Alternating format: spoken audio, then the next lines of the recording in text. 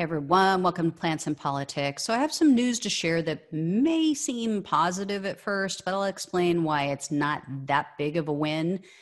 If you've been following my show for a while, you know that last summer I reported on an immigration detention facility in Georgia called the Irwin County Detention Center. While at this ICE facility, many female detainees were subjected to unnecessary medical procedures, including hysterectomies. This is something out of like a horror movie. These women were lied to, and they would put them through these irreversible surgeries without really their true consent because they didn't know what they were consenting to before they signed the documents. And they only would discover afterward that they were no longer able to have children. The women were then threatened, or they were intimidated or abused just to keep them silent. Some were even deported just to prevent them from testifying against the facility and the doctor who performed these procedures. It's a doctor named Mahendra Amin. So in addition, this nightmare facility ignored serious medical complaints, and they refused to take necessary precautions to protect not only the detainees, but even the staff from COVID.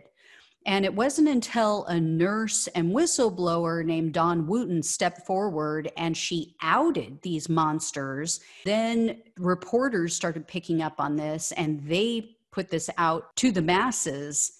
And that's when investigations began. So I'm happy to report that Irwin is officially being shut down. The Department of Homeland Security announced last week that the contract with this facility has officially been terminated.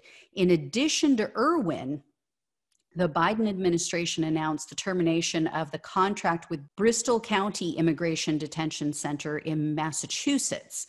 This facility was found to have violated immigrants' civil rights last year by firing pepper spray and pepper projectiles at them. They also were unleashing dogs on detainees who requested masks or other forms of protection from COVID. Now, this may all sound great that you're shutting these two places down, which are clear hellholes. The problem is they're just moving these detainees to another privately owned hellhole. So many of the women from Irwin, for example, are being sent to a facility called Stewart Detention Center. Stewart is one of the largest and considered to be one of the most deadly detention centers in the country. According to the Inspector General for the Department of Homeland Security, 8 men have died in the Stewart facility just since 2017. 2 of these men suffered from documented mental health disorders, and they died from suicide after being held in solitary confinement for an extended period of time. And The Intercept reported that when men at this facility requested better medical care during COVID, just like at the other place, they were pepper sprayed twice within 2 weeks. In addition to that, 3 wheelchair-bound detainees were, quote, hurled to the ground. This is how they're treating the men there. You can only imagine what they're going to do to the women. So while this is a good first step, it's important to remember that so much of this goes on throughout the entire country, and not just with immigrants, but also in your traditional prisons, because these facilities are run by private corporations, and corporations have to show a profit every year. For their shareholders, they have to show a profit. Whenever there's a profit involved, or the hope of a profit, there's a motive to detain as many people as possible and to run the facilities as cheap as possible. So what do you think they're going to do? They're not going to cut the CEO's pay.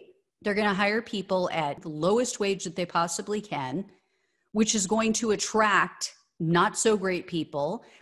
So these greedy bastards have every incentive to dehumanize detainees and prisoners in both ICE facilities and prisons.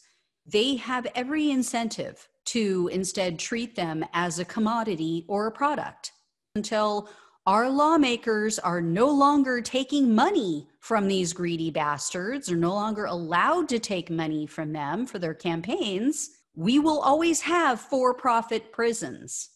99.9% of the time, it has to do with money in politics. And Trump just increased that because he was making money off of it. There was reporting on it that he was invested in it. So it increased under his watch. But they've always been there. They've been around, like this one facility, the first one that I talked about with the women who were getting hysterectomies against their will. The abuses there have been going on since Obama. So this is not anything new. It just got worse under Trump. All right, guys, if I hear any more, I'll let you know. As always, please like, share, and subscribe. Thanks so much for watching and listening. Take care, and I'll talk with you soon.